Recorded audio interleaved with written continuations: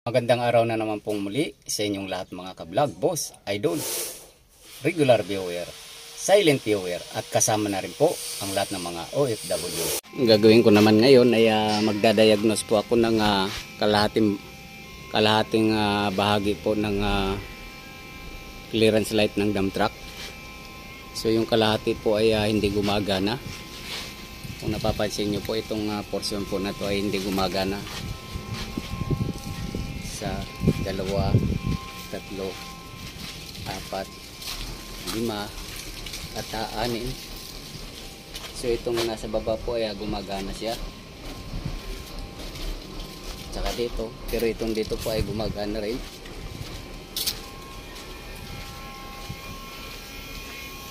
Yan, gumagana po sila.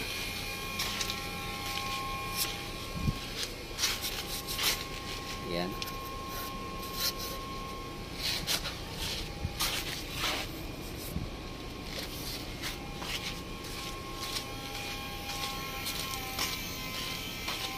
Yan, gumana siya.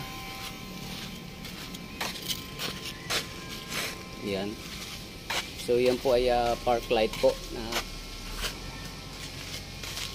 lahat po yan, park light. Yan. So pero itong banda po na to ay hindi siya gumagana. Yan. So yan po yung hanapin ko, yung problema kung saan po yung. So katulad po nito ay itong bahagi lang po na to ang hindi gumagana. So ang paghanap po dito ay ito po yung pinaka end point po ng wire. Yan. Hanggang dyan. So hanggang dito po yung walang ilaw. So mag-i-start po ako ng pagdadiagnose. Ay dito ko po siya uumpisahan. Kasi nandito po nanggaling yung wiring po.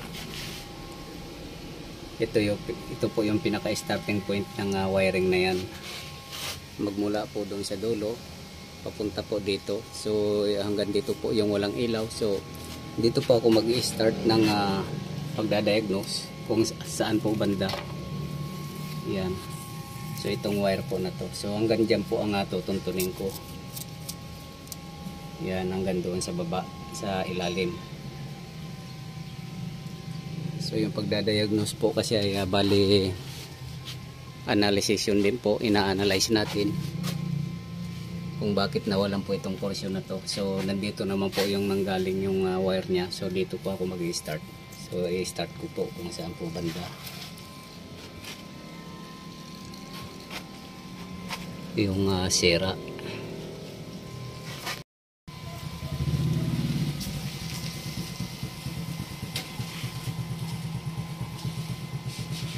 So kung napansin nyo po ay mayroon po kagad akong napansin na wire dito na putol. So galing po dito to.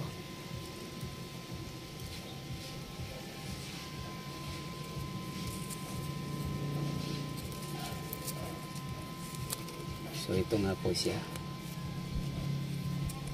Ayan.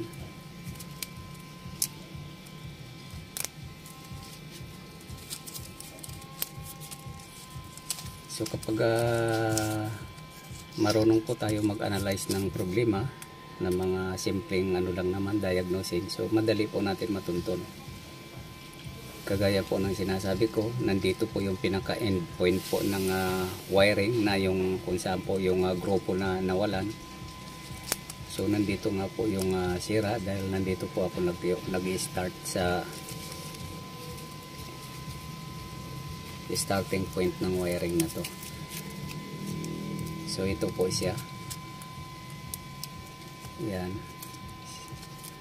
So naputol po siya kaya nawalan po siya ng ano. Pero titingnan pa rin po natin kung ito po talaga yung dahilan. Baka mamaya kung may dugtong natin to at hindi pa rin siya gumana. So hahanap pa rin tayo ng iba. Pero isa na po yung dahilan na to kasi hindi naman po gagana yung mga ilaw na yan hanggat hindi po may dugtong ito. Kasi ito po yung wire po na to, isang negative, isang positive. So itong isa po ay buo, ito po yung positive, ay ito po sa itong black, ito po yung positive, at itong white, ito yung negative. Ganun po yung color coding po ng dump truck na to. So yung white po, yan yung negative, yung black yun yung positive. So idudugtong po natin to.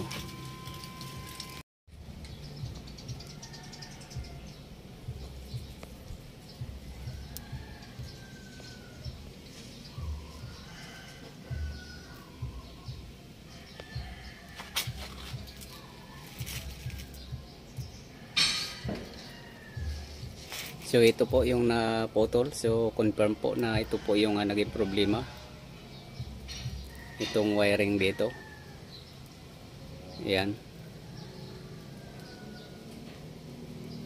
So kung napansin nyo po ay gumana na po lahat. Ayan.